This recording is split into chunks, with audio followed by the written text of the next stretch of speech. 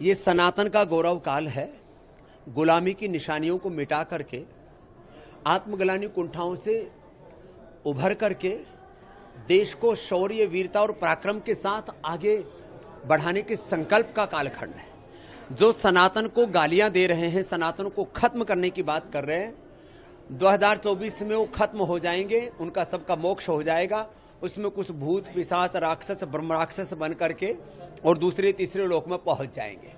जहां तक प्रश्न है, लोग जिस तरह से सनातन पर लांछन लगा करके उसे जातिवादी बताते हैं, उसे जो है भेदभाव और अन्याय वाला बताते हैं, वो कुंठित बुद्धि वाले, दुराग्रही और किसी एजेंडे के तहत सनातन धर्म के खिलाफ विदेशी ताकतों से कहीं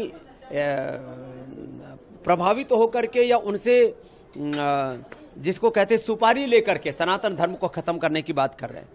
ब्राह्मण का अर्थ जाति नहीं है। ब्राह्मण का अर्थ है जो अज्ञान को मिटाए, क्षत्रिय का अर्थ है जो अन्याय को मिटाए, और वैश्य का अर्थ है जो अभाव को मिटाए, और शूद्र का अर्थ है जो अशुचिता को मिटा करके शुचिता के प्रतिमान घड़े। कुंभकार का अर्थ है घड़ा बनाने वाला, लोहार का अर्थ है लोहे से काम करने वाला, स्वर्णकार का अर्थ है सोने का काम करने वाला, धोबी का काम है धोने वाला। तो भाई ये जाति सूचक शब्द नहीं है। चातुर्वर्ण्यम मया सिस्टम गुण कर्म विभाग से, ये सब कर्म और योग्यता, सामर्थ्य सूचक शब्द हैं।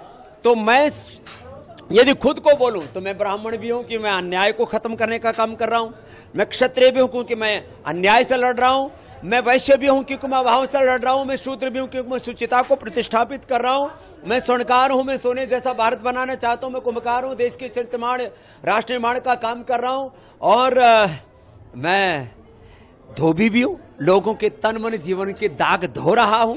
इसलिए ये हमारे भीतर के सामर्थ्य के जो सूचक शब्द थे उनको लोगों ने जातियों के रूप में स्वीकार कर लिया।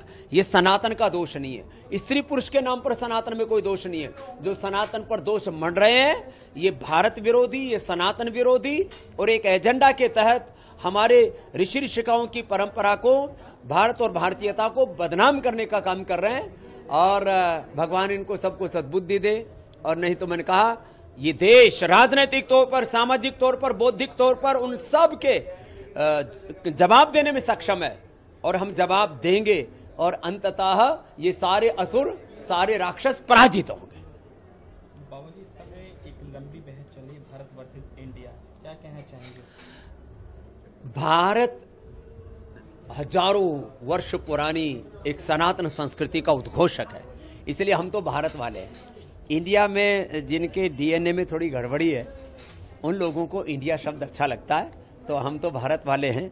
और भारत में योग है, आयुर्वेद है, सनातन संस्कृति है, उसके अंदर वेद हैं, पुराण हैं, ऋषिमुनि हैं। इसलिए हम तो भारत और भारतीयता के ही उद्घोषक रहेंगे। जिनके अंदर अभी भी गुलामी है, आत्मग्लानि है, अपने आप को सनातनी या हिंदू कहने में या भारतीय कहने में जिनकी मन में कुंठा है, वह इंडियन कह रहे हैं अपने आप को। हमने तो 30 साल पहले मेड इन भारत लिखने वाला कोई संस्थान है तो पतंजलि है।